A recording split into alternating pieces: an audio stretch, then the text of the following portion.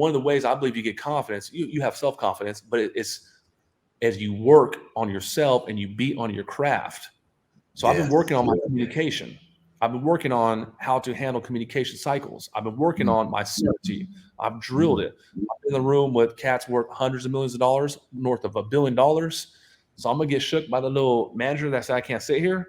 You feel me? So I've been working on that thing that we're doing right now, which is actual communication and me selling my concept. So that's what gives me confidence.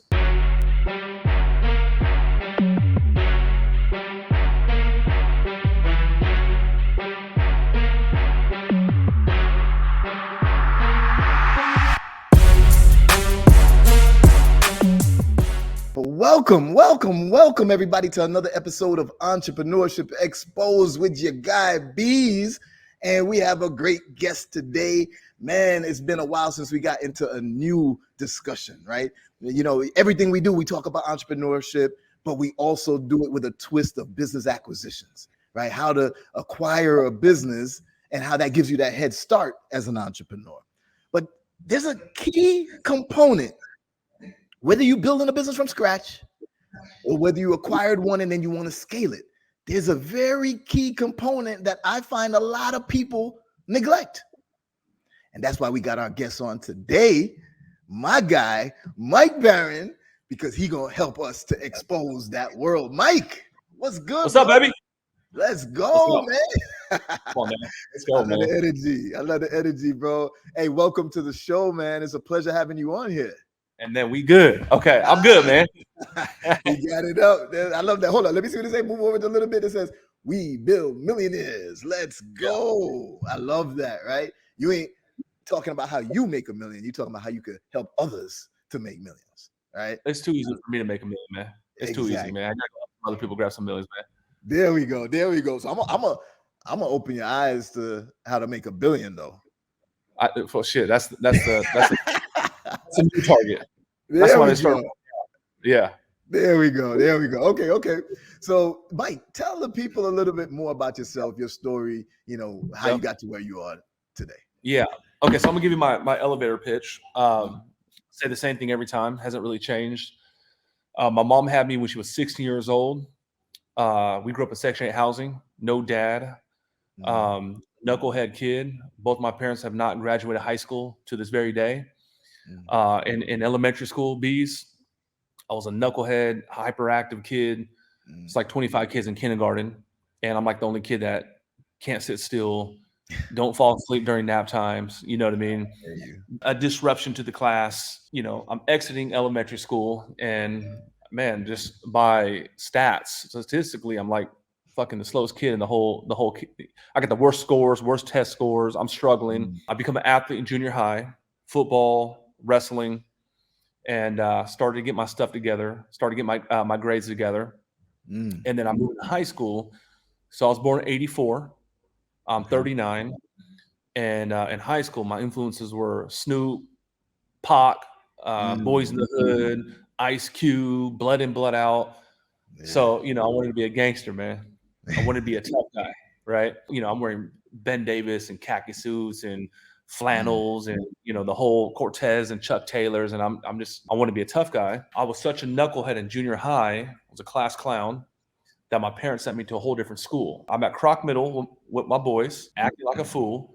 And they're like, you know, you're not going to Madison High School with your knucklehead friends. You're going to UC High School on the other side of town, which I hated. It was like the surfer school, kind of where your son goes to school, UC, University. So, man, I didn't fit in and I hated it. Y'all gonna respect me and everybody's gonna know me. So, like, I'm the designated gangster kid in the high school. Yeah. So, walked out of high school, man, with 2 felonies. You know, doing dumb shit. You know, 2 11s, robberies, burglaries. That's not cool. I'm not bragging. That's what happened. And I remember, I was on house arrest one time, and I used to wear shorts just so people could see I was on house arrest. You know, just to flaunt my little ankle bracelet, you know. Was never a bad dude, man, but that's how I grew up. Just, you know, trying to figure it out, rough and tough, and never had in short, that's who I was as a kid. True. But how did you make that shift to then like being an entrepreneur and everything, because I know a lot of people the same exact story, you know, growing up with me and whatnot, and many of those people didn't make it out of the hood, didn't make it out of high school, didn't make it out of Brooklyn. You know, I moved from Jamaica to Brooklyn, and then it was. I'm still shocked that I came out of it, to be honest, because there's so much around you that holds you down. It's that whole concept of surrounding yourself with the right people. Surround yourself with 5 million, the 6, right? Surround yourself with a bunch of knuckleheads. You just gonna know knucklehead stuff and keep doing it. How did you break out of that to get to where you are now? Okay, before you get to the episode, I just wanted to take another moment to say thank you to each and every one of you for supporting the channel. Entrepreneurship Exposed is starting to grow like crazy, and it's all thanks to you guys. Now, if you like the content, like the information that you're getting, like the guest speakers, like all of the strategies, then the way that you can support us is by subscribing to the channel below. Now, after you subscribe, you want to make sure that you also like every video. You comment on it if you can.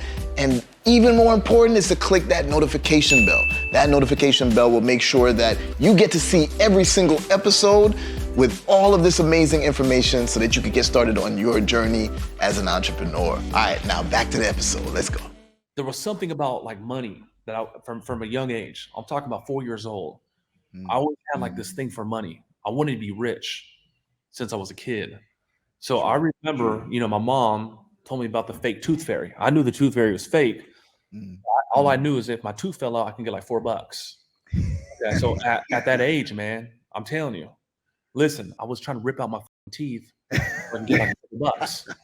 You know what I'm saying? I put a little string on the doorknob, close the damn door. I'm like, man, I can get some money. So now, you know, I'm getting a little bit older. I'm like 10 years old, 11 years old, 12 years old. My stepdad's in the picture.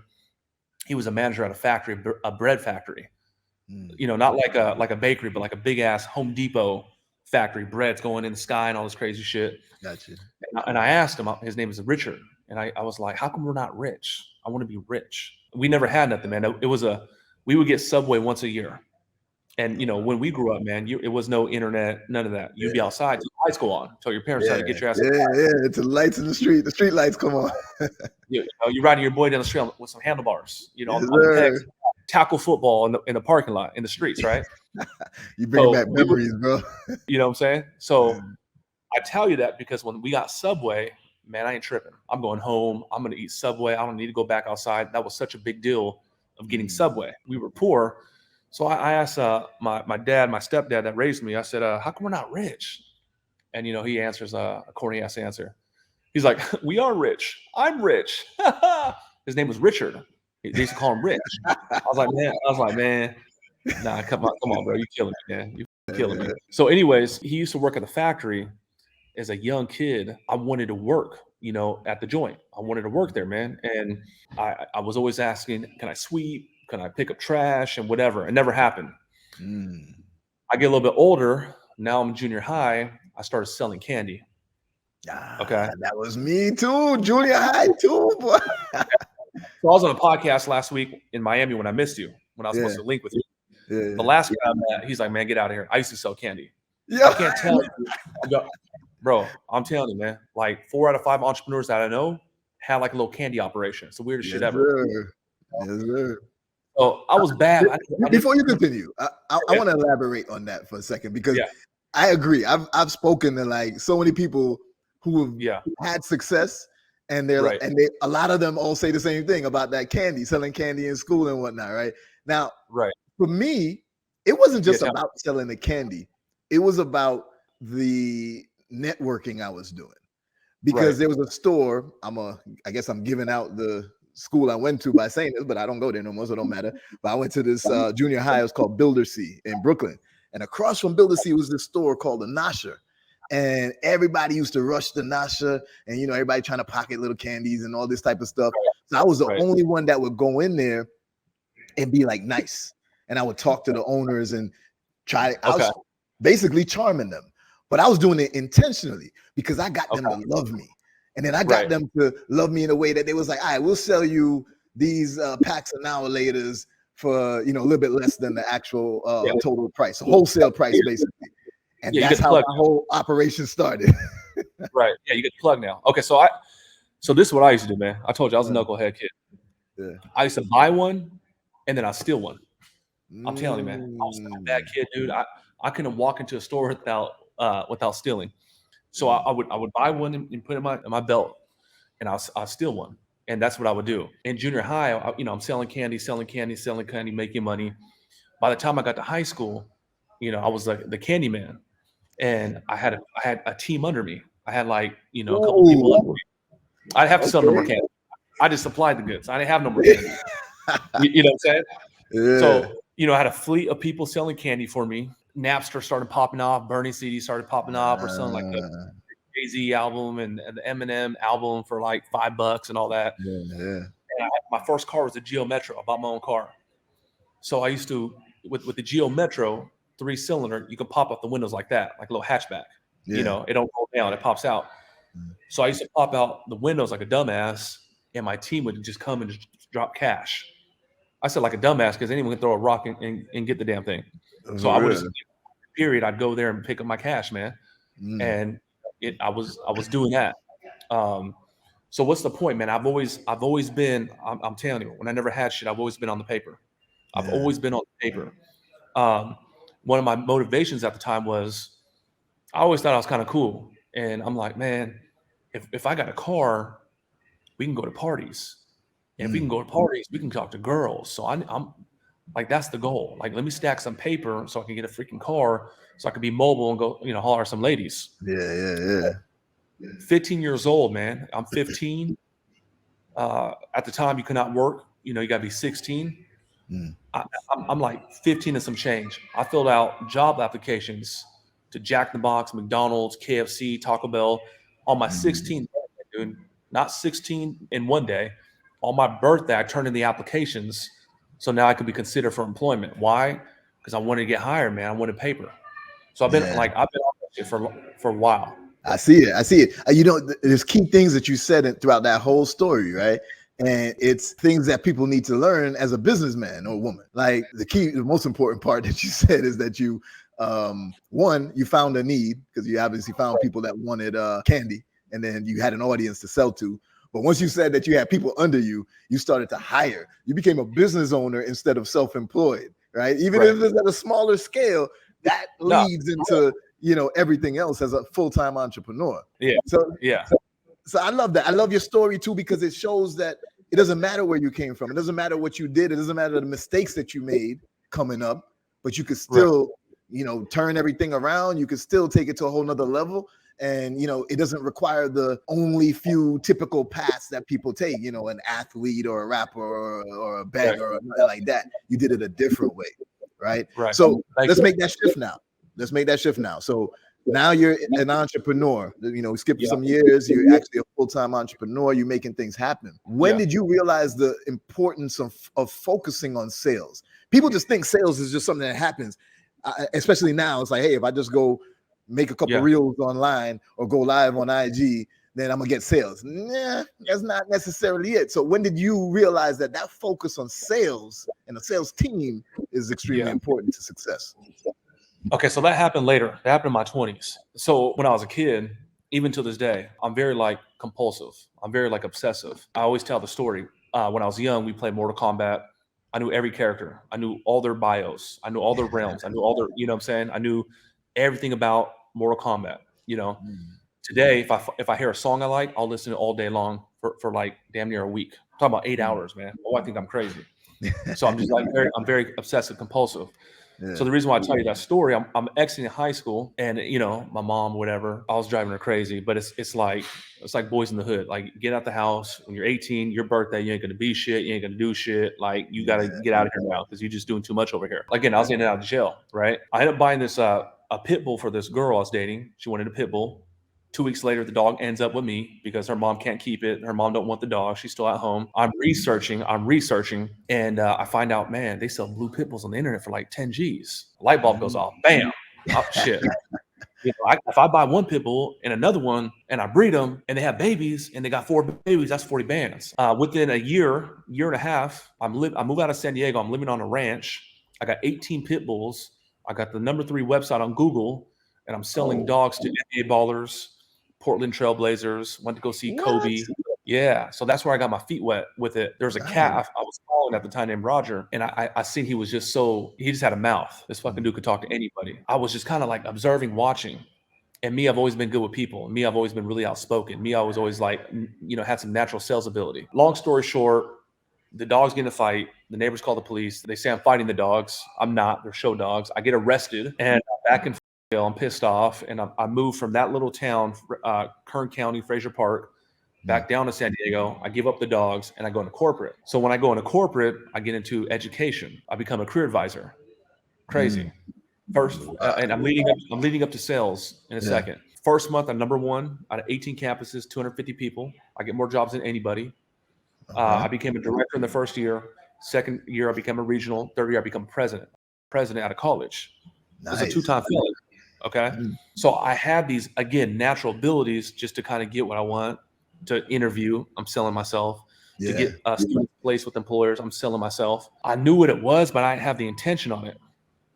So I get into personal development in my mid-20s, 26, 27, find cats like E.T., find cats like Bob Proctor, How to Win Friends and Influence People, Tony Robbins, cats like Hector Mark, Tom Hopkins. But I'm going to tell you the truth. The one cat that instilled in me the importance of sales was Grant Cardone. I have that in my mind to ask you that question too. Like, how do you, what have you learned anything from Grant, and what do you think about his approach, and how does it relate to your approach? So I'm glad you mentioned. So I used to work in his office in Miami back. You did? Okay. Yeah. 15. Yeah. So this cat, this cat's brainwashed me in a good way. Everything's a sell. You have a girlfriend, you have a wife, that's a sell. Did you buy a car? That's a sell. Did your dentist clean your teeth? He sold you. So I must have been 27. Okay, I'm 39. And that's when I accepted, sales pretty much as a truth. That if I want to have what I want in life, I got to learn this thing that we love called sales. So then I started getting obsessed with it. And then I actually went from a white belt to a blue belt to a brown belt to a black belt to a triple degree black belt to a grandmaster. And that's kind of like how I got into the sales shit. I was doing my whole life, man. But that's when I'm like, okay, I'm a sales professional. And it's important to recognize that, right? Because I hate sales, but I know I sell myself all the time. Every time I'm on a call with a seller, if I'm trying to acquire their company or whatever it may be, I'm still selling myself. I want that seller to want me to be the one to own this business. All right. So we always selling ourselves, and we have to recognize that and to be intentional about things that we want to get out of a sale. Yeah. Selling is life. Selling is life, man. You want a good looking guy, young lady, you got to sell them. Young man, you want a good looking lady, you got to sell them. So Miami, man, I was there, your neck of the woods. They try to play me, man. They try to play me. How's it? I pull up to the valet, and like, hey man, how much for the valet? He's like 30. I was like, all right, cool, bet. We're gonna eat right here, and the Havana 51 or some shit, popular joint. I know that one. Okay. Popular joint, I said, okay, cool, man. I said, you park out front for me? He said, done. So when I went back and, I went to pick up the whip, we had the G-Wagon. I'm like, hey, man, my man got the cash for you. My man handed him $30. And he's like, what is this? He's like, it's 30, it's for the valet. He's like, yeah, but you wanted to park out front. I'm like, yeah, exactly. To park up front, it's $50. I said, bro, don't front. Like, just trust me. Don't play. And I ain't trying to be no tough guy, but I'm like, bro, don't play. He's like, you asked to park up front. It's $50. I said, bro, I take off my glasses. I said, man, let me help you understand something, dude. You parked my car. You told me it's $30. I asked you. You said yes. And then when I asked to park up front, you said, I got you. So now you're trying to okey doke me. You're trying to play me. You're trying to don't front, bro. So like, give me my keys right now. You can take this $30 or not. What's it going to be? And he took it and I went off. I didn't punk him. I closed his fucking ass, but he tried to play me. But I'm gonna tell you like this though: a lesser me or another person would have got taken for. They would have got closed on that idea. You see what I'm saying? You know what you're saying? Let me. I had a mentor once, and we were talking about, because how the way that I acquire a business is through something called a leverage buyout, right? We incur debt in the business in order to pay for the acquisition. And my mentor was mentioning some other ways we could stack the deal. He said something about like getting a loan from the bank, and then mentioned that he was mentioning, getting a loan from the bank. And if we did a PG, you could just tell the bank that you don't want to do the PG. And I was that's above my pay grade, man. What's a PG? I'm sorry, personal guarantee. So when you get a loan, you want to always try to get a loan in your business credit, not your personal credit, right? But a lot of times, depending on how the business is doing, the bank may say, okay, we'll put it in your business credit, but we want a personal guarantee from you. So if you default on the business, then, we could come after you personally too. I see. My mentor at the time was like, yeah, just tell them you don't want to do that. I was like, what do you mean just tell them I don't want to do that? Like, isn't that the rule? That's how it has to be done? That's how it works, man. All along. But you see, that's where you're saying, like, some people expect when someone tells them something, that's it, they have no choice, and they're being closed on that. But when you're able to push back and, negotiate, you'll be surprised at what you can achieve, what you can obtain. So I think that's similar to what you just described.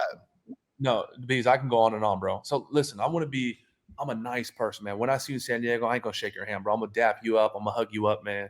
We're gonna go break bread. It's gonna be a legit red carpet because we got one. But I'm telling you like this, dude. I'm at a point where in my life, in my career, I'm done taking the back seat. I'm done eating dirt. I'm done getting it left out in the cold. I've skilled up, leveled up. I looked in the fucking mirror and I love myself. So now I'm at the point where I'm like, I'm getting everything I fucking want in life. Listen, I go to the restaurant. I'm with somebody. I let them out, whatever. And Mike, hey man, it's a 1 hour wait. I said, you funny, man. You crazy. I said, okay, let me park the whip real quick. I go back up and I go dress the person. Somehow, some way, magically, we walk right in. It just happened recently, man. And with my guests, like, man, you son of a bitch. I don't know.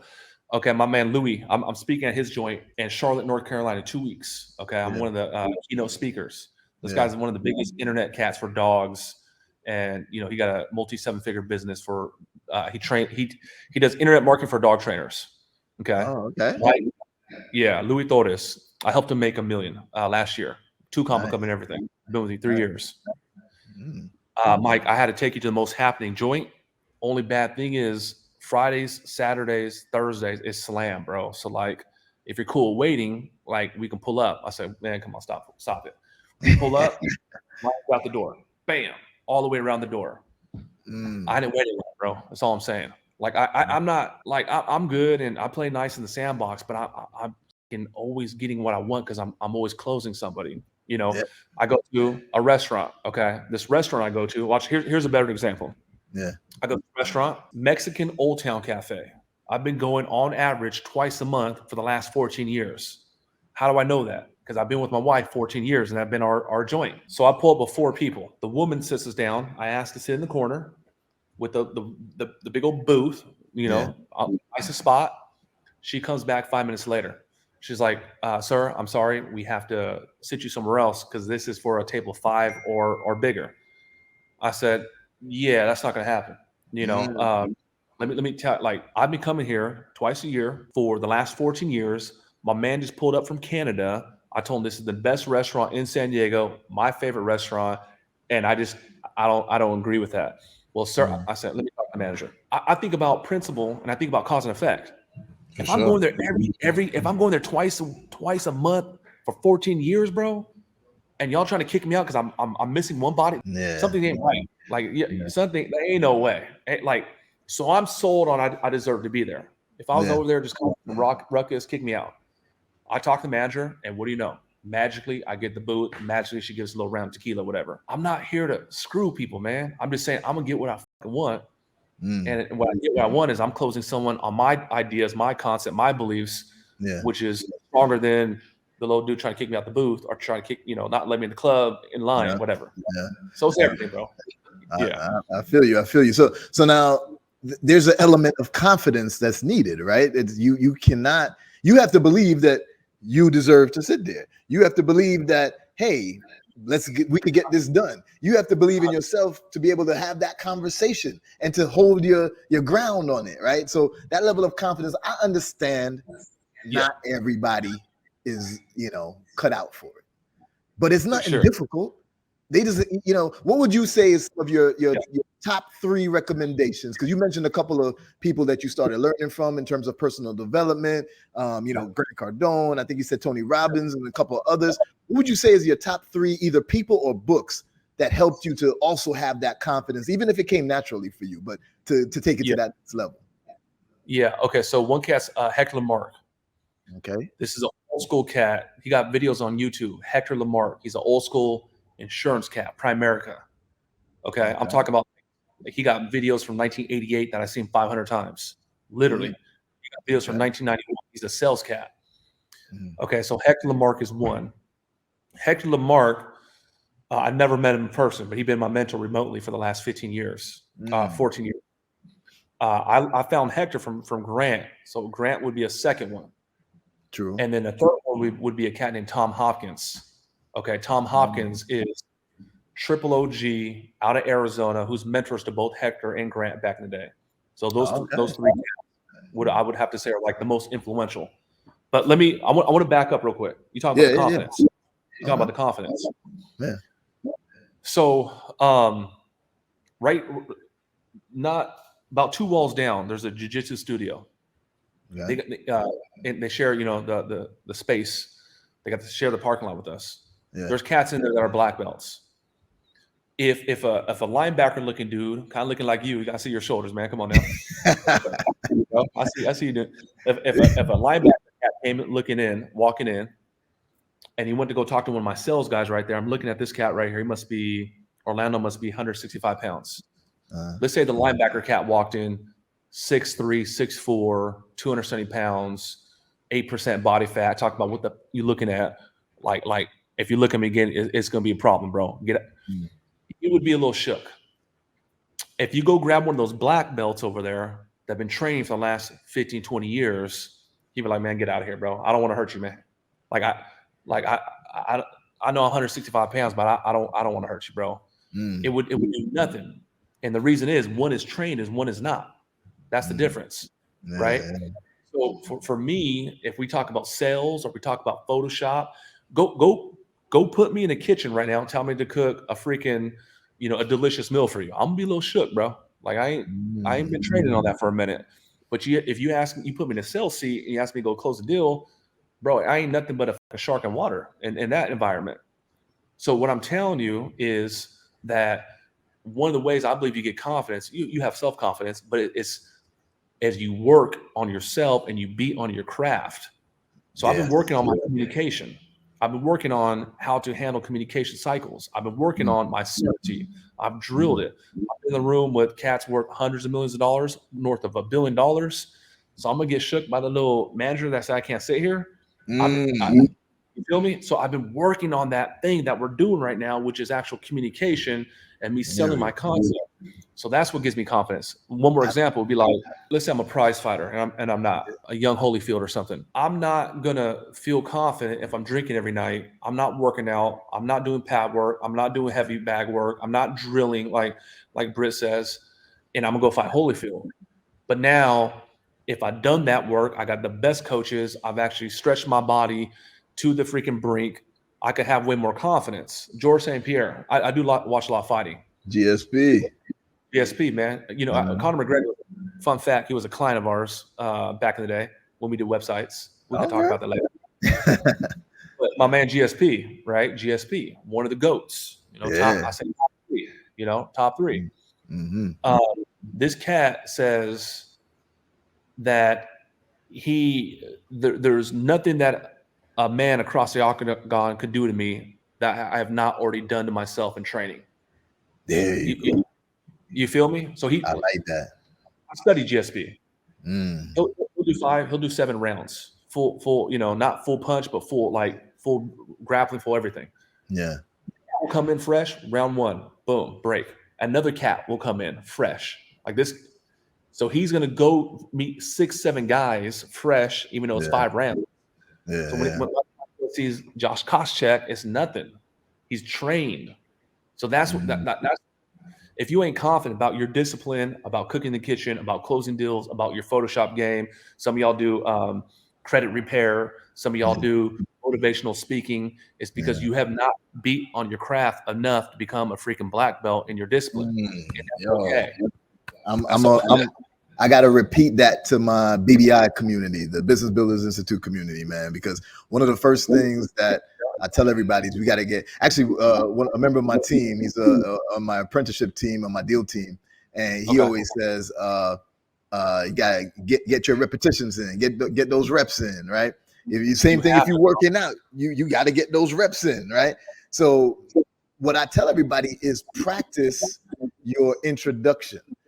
And that's where everything goes from. Remember when you started off and you said, okay, I'm going to give you the elevator pitch, what I say all the time. You didn't have to write it down. You ain't had to write it down. You know exactly what it is because you say that introduction enough, right? And that leads into the rest of the conversation and helps you to, feel more comfortable. Cold, bro. I got to think about it. I got it down. Yeah. There you go. Exactly. There you go. I love it. All right. So we got to switch into one aspect, and that's the sales team, right? Yeah. So I know a lot of people, they were doing great. They got a ton of followers online and whatnot. And every time they either go live on Instagram or they post something, that's how they expect a sale to come. Okay. Join my community by this. Just from a post. They don't have a dedicated sales team. They believe that the sales is just on them alone. Right. What's that shift, and what type of advice would you give to people when it comes to you need a dedicated sales team? Why, and anything along those lines? For the longest time, I've been a sales dude disguised as an internet marketer. I've been a sales cat disguised as an internet marketer. Okay. Today, I'm a full-fledged operator disguised as a sales guy. But let me go back. Right. Let me go back to my days when I was doing the internet stuff. Yeah. So I bought a Billie Jean course. Billie Jean. I bought a Dan Henry course. This is like 2016. Got all the Russell Brunson's books, Sam Evans, Ty Lopez, the whole deal. I'm working with trainers and gym owners, doing their funnels and ads. That's why that's when I first scaled up to 6 figures a month. It's like 2018. Yeah. And I found that these internet cats are fucking lazy, man. They don't want to call nobody. They want that automated booking. And if you don't show up to that booking, we don't reschedule. I'm like, that's stupid, man. You're leaving a lot of money on the table. We're going to do these challenges and say, put down the deposit, but ain't nobody going to go call those leads. So when I was at GC's office, we were cold calling, bro. We had cats doing 600 cold calls a day. Michael Bonnet, at my peak, I was doing about 250 a day. Bam, bam, bam, bam. I'm talking about cold calls. So what I've been able to do is I've been able to leverage automation and auto bookings. Who hasn't bought Billie Jean's course? That's funny. I've been that's funny as hell. I've been able to leverage, all the stuff that the internet people want, click the link and show up. But the ones that don't show up, I got to take responsibility. It's not my job to give you this product. It's not your job to get this product service. It's my job to actually find out your needs and wants and then close you on this idea and get you to take possession of exchange. So for me, man, I'm generating a lot of traffic. At our peak, we're spending $5,000 a day at our peak, generating hundreds and hundreds of leads with my organic 1,000 leads. But then I layer that. I got 30 people on the phones, man, every day. We're going to do thousands of phone calls every single day. That's where I've been able to beat my peers, is because I've been so hardcore on the sales. I got how many calls we making, how many connects we making, what's the talk time look like? Okay. How many appointments were set? How many of those appointments showed up? And it's all trackable. So now Beez, sales is becoming popular right now. It was when I got the Billie Jean thing in 2017, 2016, it was like create an ad agency. Everybody created, Ty Lopez, create an ad agency. Dan Henry, what's your man's name? Sam Evans, create the ad agency. Now it's weird shit. Now it's like become a high ticket closer. It's like that's a new ad agency. Now it's cool. But I was doing this shit when it wasn't cool. So we've been so heavy on sales. So that's dude, that is my, like Van's words, that's one of my superpowers is the sales man. We gonna call you Patrick Bet-David over in your neck of the woods. Yeah. I went to go visit their studio. I closed his ass and it took a year. Conor McGregor, it took a year because I kept calling these motherfuckers over and over and over. So they blocked me. They never told me to stop. They told me to stop. I may have respected that for a day, Yeah. They didn't send me no cease and desist. So I kept on them, man. I don't know how many people in the space, bro, got you know big names. You know, and you again, you hitting some key notes, because I always give the example of when I was in high school, me and the fellas, you know, we used to walk around the mall or something, and we would see, I never forget, there was this one girl. I still remember what she looked like too. I had to be like in 9th grade, I think. And I remember seeing her, and all of us were like, damn. And then we were all like, yo, you gonna go up to talk to her? You gonna so you gonna get her number, blah, blah. And we spent more time talking to each other about, hey, you gonna do that? And then she walked by and was gone. And all of us regretted it. And I said to myself, I would never let that happen again in life. And then I started playing the numbers. I'd be like, yo, I talked to 20 girls and I got 2 numbers that day. That's a win. Where some other people, you know, you talk to 1 and don't get it, and it's like, oh man, that's so. No, I talked to 20 because I got 2, so I'm cool with it. Play the numbers. But that's what you're doing right now in sales. That's what I tell my community also to do is, yo, the way we do the leverage buyouts to acquire a business, not every seller is going to agree to all the details of that, right? So you're going to have some. So you need to talk to 20 potential sellers. Play those numbers again. There you go. I mean, I had a boy back in the day, dude. This cat ugly as hell. Okay. I ain't no DiCaprio or no Denzel myself, but I'm just saying this cat ugly as hell. And when we used to get out, man, this cat had no problem shooting a shot. Bam. And he used to piss me off because he'd be dancing with ladies, and he'd be out there, and I'd be like, this what? He'll get shut down like 8 times, 9 times, 10 times, and then he'd get like a couple little dime pieces, man. I'm like, this motherfucker right here, just taking the shots. That's how Mike liked on his beautiful wife. Let me ask you this, man. Let me ask you this. Yeah. There's something, you got some sort of weird affinity about sales. You personally. I know I'm the sales guy, but what do you think about sales, man? Because you keep bringing up the sales shit. Because I've always hated car salesmen. Yep. So my impression of sales was just that initially. Right. People who's trying to push something on me that I don't want. But that doesn't have to be how sales is. I know the value of it. I know it's needed. I just don't like the concept of pushing things that is not giving value to the end user. I'd rather lead from value, and the sales will come. If they build it, if you build it, they will come. That type of stuff, right? So I've been, as much as I hate saying that I'm gonna get into sales, I know I've always been in it. And everybody's always said, oh, you're good at it. And I'm like, yeah, but I hate it. So I always wanted to learn from a master, someone who's really just said, okay, I'm going to focus on sales and refine it. I actually was part of, not for sales specifically, but I was part of Grant's inner circle for real estate. And, we've done a couple of things together. He actually went to that interview he did with Dave Shands. I was there with him for that. I used to be over at the office as well quite a few times. Not as far back as when you were there, though, I don't think.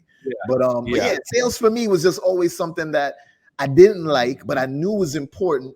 And I would put the team together to get it done, but I wanted nothing to do with it. But I also wanted to know what the process, what a good sales process looks like. You know what I mean? Let's talk about that for a second. Let's talk about that for a minute. Is that cool? Yeah, for sure. Okay. So in this country, historically, we have a disdain for salespeople. Okay. You see the cat knock on your door. You're like, I ain't going out there. Hell no. I'm just in your area, and we're doing the houses, and get the little solar situation. And, we're doing the roofing. And we ain't messing with that. Okay. You at the mall walking by, they're like, hey, you want this? You want this? Smell this? Smell this? You want, if you do that, they're going to try to sell you some lotion or whatever the hell they try to sell you. Okay. We know about the stereotype of the used car salesman, slick back hair. Something happened. So we already got that kind of like misconception, and I'll break it down about salespeople. Somebody has called you before, cold call you. Pretty much, if you're an adult, at one point in your life, there was someone that was pushy with you that made you feel uncomfortable.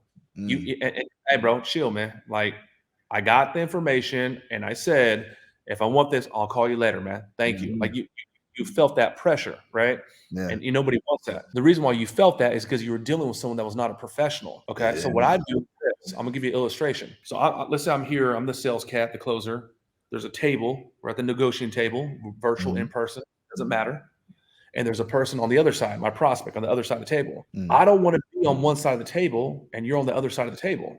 I want to remove myself, get on your side, put my arm around you as an illustration, and I want to be in agreement. When there is an agreement, people buy. When there's an agreement, there's a close. My wife, she wanted a Lexus. She didn't like the Urus. It's too much to think about. I took the Urus. Dude made the offer. That's a cool color. It's champagne. Here's the price. Here's the terms. We look at each other. We're okay. Yeah, we can make sense of that. Here's the credit card. Here's the keys. We're in agreement. But the problem is with these other people that got this thing up, they think it's this. You got to go close somebody. In my career, man, I've had to slam very few people. But sometimes you have to, close the deal. But that's not my thing. That's not my deal. I got to get an agreement. When there's agreement, there's a close. When there's no agreement, there's no close. And that's what it is. So if you're a professional, since we talk about sales, I'm only going to sell things to people that are good for them. There you go. Giving them actual value. I'm not going to sell you some shit that's good for you. Yep. So that I respect that. That's the type of sales that I love. And that's why I keep asking you these questions, because you keep saying things that I do, but I've been not calling it sales. I just spoke to my community last night. We have a thing called a round the table meeting every Tuesday, 7 p.m. to 9 p.m. Last night, I just finished saying how when you're submitting a soft offer to a seller to acquire their company, I much prefer if I'm here at his desk in person and he's there, and then when it's time for us to talk about the offer, I'm gonna slide around and come right next to him, and then you just said it right there. And so exactly, that is 100% accurate. And I know that I've done some things naturally that are sales, and I wasn't trained on sales, but it makes sense. You know what I mean? No, but all you're doing is you're operating off of a principle. So you're operating off a principle. So like, a principle, it's unwavering. So if I go to Johannesburg and I do this, it's gonna fall. If I go to New York City and I do this, it's going to fall. It's unwavering. So you don't have to read it in a book. You're just operating off principle. That's why you're getting a result. That's why you had success. So I started thinking about this. My route was different. I've been paycheck to paycheck, rent late for 6 months. I'm hiding from the damn landlord, to touching legit $1 million months, like touching fucking $1 million months. My route was I had to go get mentorship and go get game and beat on myself and get my mindset right for a decade and a half. That was my route. I don't know if Rihanna hired a mentor that was Eric Thomas or Bob Proctor. I don't know but what they're doing is they're operating off a principle. Somebody told Jay-Z, here's a bullshit contract. It's like, nah, you tripping. This ain't happening. Go do it again and hit them with certainty.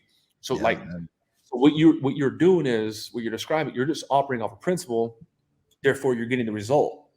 And when I was in corporate, just crushing every 6 months promotion, every 6 months pay raise, I was operating off of certain principles to move up in my career.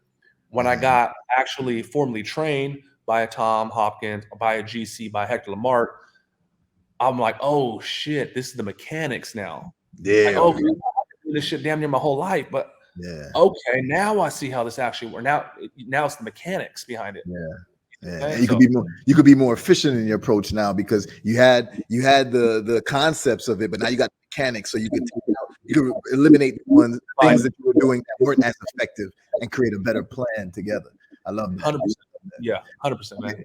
So we gotta lay it out for the people, just flat and plain, right? So it's time that we're gonna have to pop the world of success, sales, and personal improvement, right? So I want you to pop and tell, what are the pros of establishing a focus on sales the right way?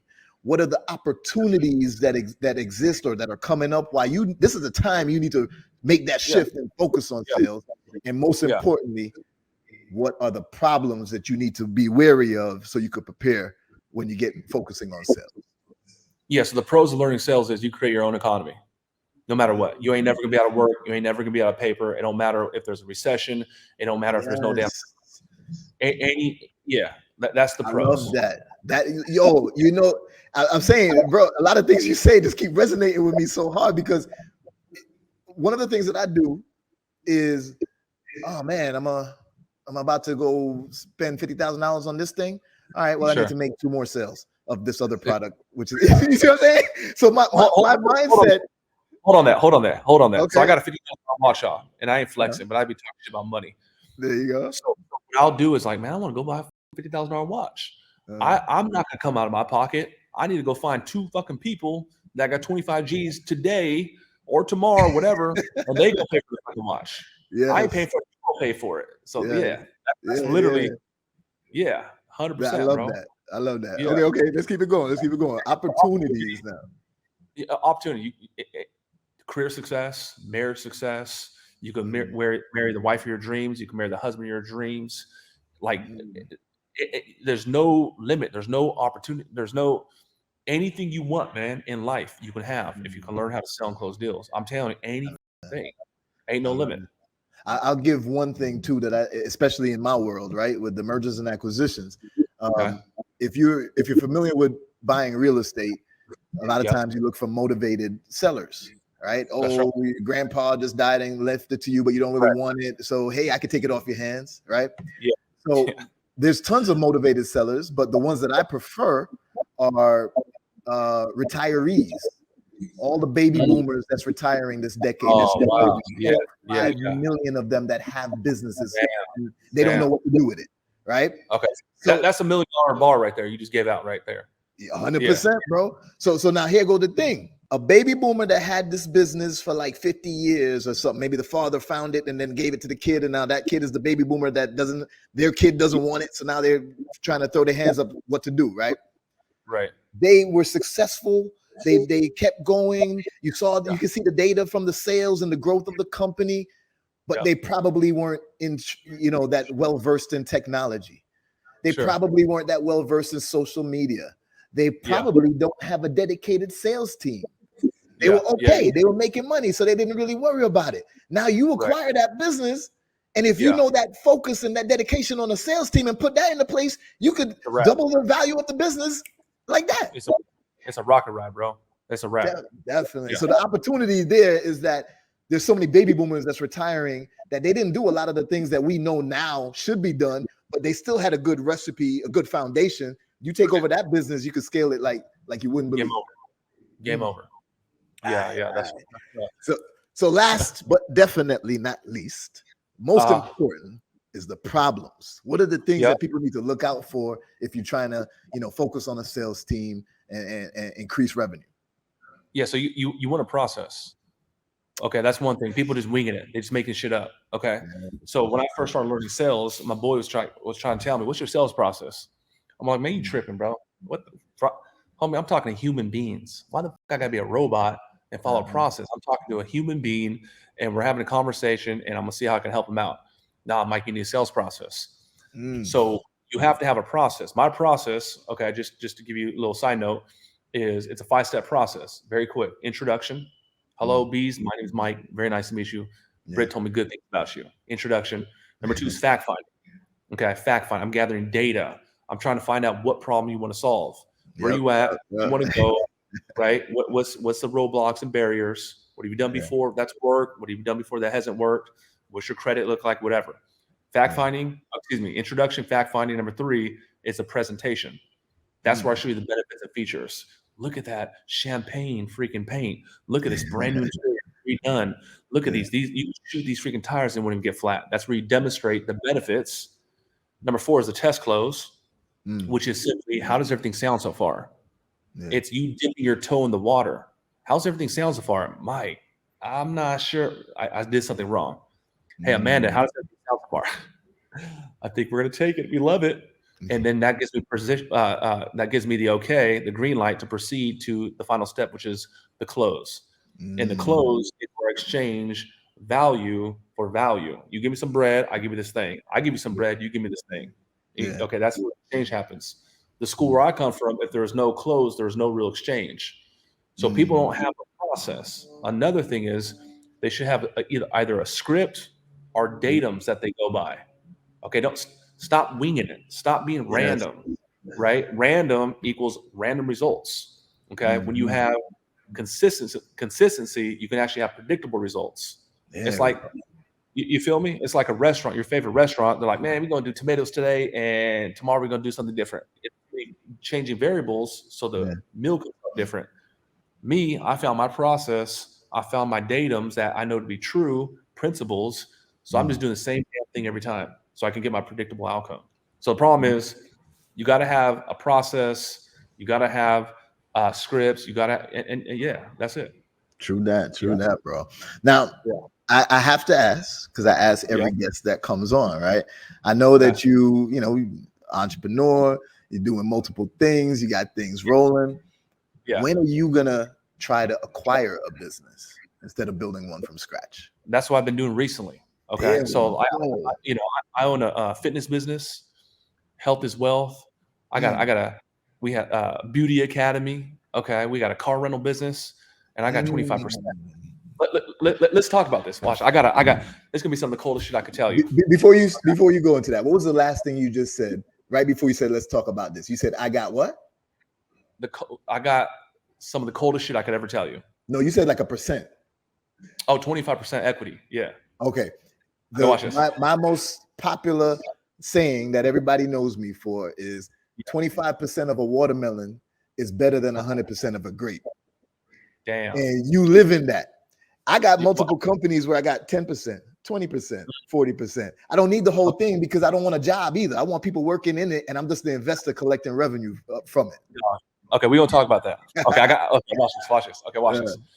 So there's a cat named Shakir, Middle Eastern cat from the UK. He got all the $1 million, $10 million plaques. Yeah. And I met him 2020. I'm in the hospital. My little baby was born, Aria. Okay, my little baby. My youngest. I got one on the way, by the way. Oh, congrats. And thank you. So I'm in the damn hospital. I'm, my wife's, baby's about to be born. I'm scrolling, see his ad. I'm like, all right, let me just put this shit in and let me pay $25 for his challenge and let me book a call. Like, I'm looking for answers, whatever. So long story short, I meet him and, I'm like, what's the deal? What does it cost to work with you, man? He's like, 8 meetings, 25 G's. I'm like, all right, bet. I'm going to freaking bank. I'm gonna wire this right now. Yeah. Side note, he thought I was full because I didn't ask no question. I'm good. Yeah. So he gave me this game. I paid 25 G's for this. I only redeemed 2 meetings out of the 8. One of the first things he told me, he says like this. He said, Mike, what do you know about the journey of the entrepreneur? I said, I don't know anything about that. Speak on it.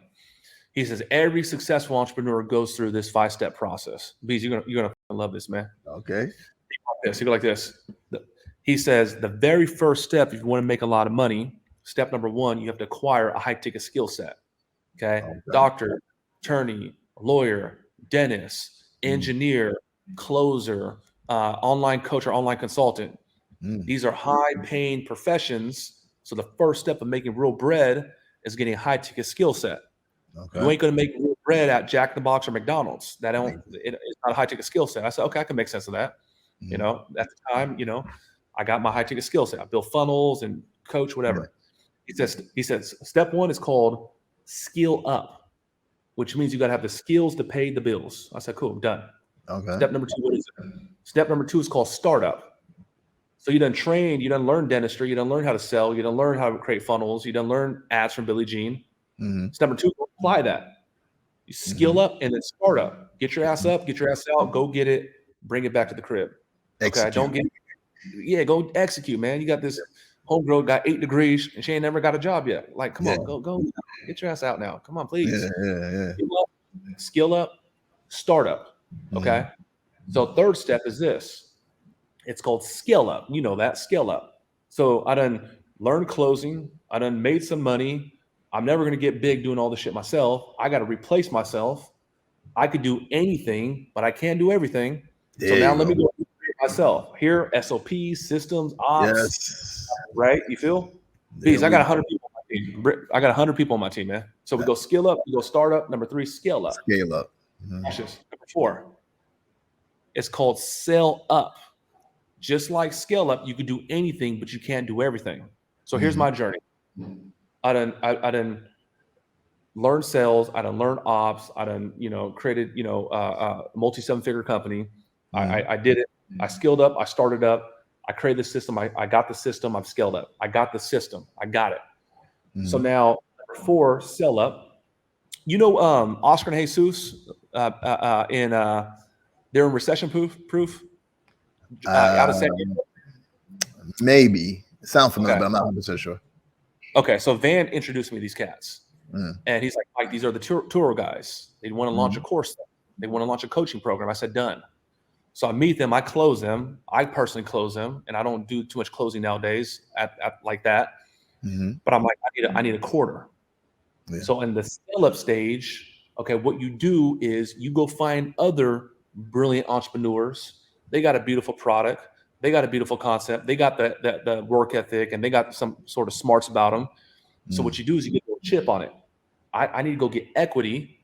I'm going to rock with y'all 1 hour a week. You're going to use my systems, my processes. You're going to use my freaking Rolodex. You're going to use my freaking SOPs. I'm going to guide you. But y'all got to go do the other 9 hours a day. And I got an hour for you, 2 hours a week. But in return, I got a 100-man crew that can help with delivery, with your funnels and all this other shit. But I need 25%. So when he told me that, I'm like, damn, that's crazy. He's like, man, you ever heard of Shark Tank? Hello. I'm like, oh, shit. Yes, sir. Okay. So those cats got up to multiple six figures a month. Yeah. And me and Van and my other boy, we're putting like, it ain't crazy, but shit, 8 G's in my pocket in a month, 12 G's in my pocket a month, 15 G's. And then me, Van, and John split it. And I get my 8, Van get his 8. You see what I'm saying? And they're doing all the work. They're using our systems. They're using our offers. They're using our agreements. So I did it like already 20 times. So we go scale up, we go start up, we go scale up. Now we go sell up. Okay. Right. There's a cat I'm studying right now called Tillman Fertitta. The most successful restaurateur in the world.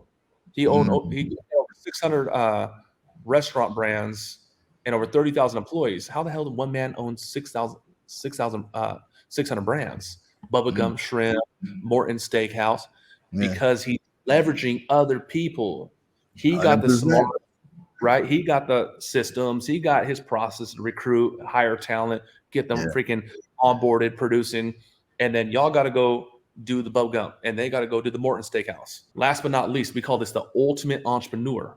The ultimate entrepreneur. That is your legacy play. Why they got Marriott in downtown San Diego, why they got Trump in downtown New York, why they got Hilton, why don't they got your last name? I need my last name up there. So that's your real estate. That's your legacy play. That's when it's all said and done. That's you giving back to humanity. And that's the 5 steps. So there we go. I've been sitting on this game for 2 years. And I'm like, man, I'm about to start selling up, bro. And we start doing that shit. Your boy just around, grab some real estate for the first time, multi-unit, multi-family. So see, I love that, man. I love that. I resonated with each step as well. And then when we talk about the legacy play, the BBI became my legacy play, right? It became the way that I could impact the most people and impact their generations to come of their families.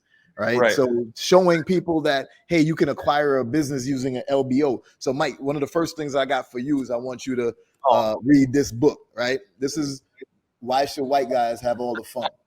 I've never read it, but I heard of it, man. I love the title. Shit. This book changed my life, man. This guy became my mentor without me ever meeting him. He died in the 90s and the book came out like 2002 or 5 or something like that.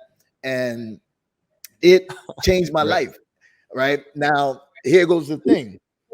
I got something for you. So we're going to show you a little bit of those gifts right now, because I want you to keep that rolling. I love when I see people acquiring in businesses. I just want to show people that, hey, you can also acquire it with no money coming out of your pocket. So you can get a cash flowing business without you having to put up the cash for it. The seller still gets paid and we're good to go. So let's put up one of the first gifts. I got 3 for you. Right. Now, I know a little bit about your background, so I had to look and say, okay, well, I know my guy into fitness and gyms and things, and this is the first one. Well, I'm gonna give you this information. You can handle it on your own, or if you need my help to get it done in the LBO style, I got you. But it's a boutique fitness club. They asking $2 million. Make it a little bit bigger. I need to see it too. My eye's bad, I think. I screenshot it too. Okay. Okay, don't worry. They're gonna send it directly to you, and you get all the info. We'll send you the contact information as well. But you see that They asking about 2.6, and they keep almost 800K in profit. It doesn't show how much their top line revenue is, but they keeping about 700 to 800K in profit. And only asking 2.6. I think this one comes with the actual real estate. Okay, so this is the first one for you. That's the first one. The team gonna send you all the details on this, right? But let's put up the second gift for him now, team. Motorcycle dealership, because I know you into cars, automobiles, and such. And we found this one. You can see that they asking 3.6. They keeping about 1.17, and real estate is included in this. So I'm gonna send you the details on it. Don't worry about it right now. I just want to show you what's easy ones, bro. I got your phone number, bro. I got to start using that shit. For sure. Okay, and then the last gift, the third one. Let's show the third one that we found for Mike. This blew my mind. It's a whole family entertainment complex. I'm talking about, they got basketball courts, they got camp programs, after school programs, all of this. They asking 7.5 mil. They got real estate that is valued at like 4.5 mil. And they keeping over $1 million in profit. I think that says. I can't barely see it, but I'm gonna send you this one too, bro. But you're just seeing the highlights. There's more information about each of these. Like how you can see this one was what, 1956, I think. I can't even see it. 85. I might have to come like real close to see it, but 1985, bro. Glasses, man. I got LASIK. I just don't know why I can't see that. But yeah, I just wanted to give this to you. It's more personal. It's things that I think would resonate with who you are and the things that you like to do, and they look like great deals off the bat. So we're gonna give you all the contact information. So like I said, you could reach out directly if you want, or you could work with me. I'll get it done for you. My whole team can do the negotiations, get everything, plus find better ones. We have other ones, but these I thought resonate even more with you. So I hope. No, that was good, man. That was good. Damn. Okay. Now I know who I'm really talking to now. Shit. Okay. Yes, sir. Man, it's a pleasure. But I'm gonna tap in though, and there's a pretty famous dentist in Miami. They call him Dr. G Smile. You know that cat? I have heard of Dr. G Smile. Yeah, he's an author. We got 1 million followers. So I'm gonna go. He gonna get me right. He gonna get me looking like the Mask. I'm gonna have all these big ass teeth looking like the Mask, whatever. But I just like this cat, so I'm gonna be pulling up to Miami all the damn time now. So for sure, bro. We work out. We handle it in person for sure. Yeah. And I got a challenge that is going on right now. Active challenge. I ain't talking about no Tide Pod challenge and none of that foolishness on Instagram or nothing. This challenge is called the $1 Trillion Table Challenge. Right now, in the end of this decade, we got like 7 years to go. I want to sit at the table with people that look like us. Yeah. And we have $1 trillion AUM, assets under management. That means we got a portfolio of businesses. We got portfolio of real estate. We got investments in the stock market, Forex, whatever it may be, that total to us controlling $1 trillion cumulative between everybody on the table. Are you going to be at that table with us? I'll be at the table, bro. There we go, my dude. I'm gonna be at that motherfucking table, bro. There we go. And definitely acquisitions is one way to do it. I'm doing a roll-up right now where the company's worth $5 million, but their top line is $20 million. And the next acquisition after it, I'm going to roll up into it. That one is immediately going to add an extra $15 million in top line revenue. So now we at $35 million. If I keep doing that within 5 years easily, that's over $100 million in top line revenue. The valuation skyrockets, and I'm doing multiple roll-ups like that. So we gonna make it. $1 trillion is nothing to be afraid of. We gonna have that AUM, and I'm gonna see you there at that table, my brother. Let's go, baby. I'll think about the title of that book. Man. That's why guys have all the fun. We gotta do it too, man. We gotta do it too, bro. Now, tell the people how the best way to find you, what platforms you on, and we'll also drop it in the description below too. Yeah, so go to Instagram, the Mike Barron 1, the THE Mike Barron 1. I got stories that we put out every single day. There's our camera guy, Henry, my boy. He just walked in and put a camera in my face. Every day we got stories. I drop on average 10 IG posts collectively in a week. So like 5 on the wall, 5 on the reels. I got a couple viral videos, a couple million view videos. So I'm there. TikTok, I'm almost at 100K. Okay, go look at my, almost at 100K. TikTok, what, 60? TikTok kind of slacking right now. Okay, TikTok, none of this shit's paid, all organic. So TikTok, we're about 60. We drop a new video. I got a strategy on TikTok and my reels. I talk a lot of bullshit. I'm showing off all these cars, getting people's attention, but I'm a nice guy. Disclaimer. Our YouTube needs to get tighter, man. We got like 400 views on YouTube, man. What the hell are we doing on YouTube? But we drop YouTube videos 4 times a week. All platforms, YouTube's Mike Barron, TikTok and IG are the Mike Barron one. And then just hit me. Just like, man, I seen the thing with Beez. I'm rocking with Beez. Mike, your thing was garbage. Mike, your thing was fire. Whatever it is, just tap in. Let's go. So for sure, we're gonna drop it in the description for everybody so that they can reach out to you, man. And Mike, we have a lot more conversations to have after this. But it's been a pleasure having you on the show. What you're doing is awesome. Your story is amazing, and keep leading by example. And I see you at that table, bro. Let's go, baby. All right, man. Peace. So everybody, y'all already know what to do. Make sure you like, subscribe, you turn on that notification bell. Make sure you're subscribed on all podcast streaming platforms, right? Because you don't want to miss conversations like this with people like Mike Barron and so many others. All right, so I'll see y'all on the next episode of Entrepreneurship Exposed.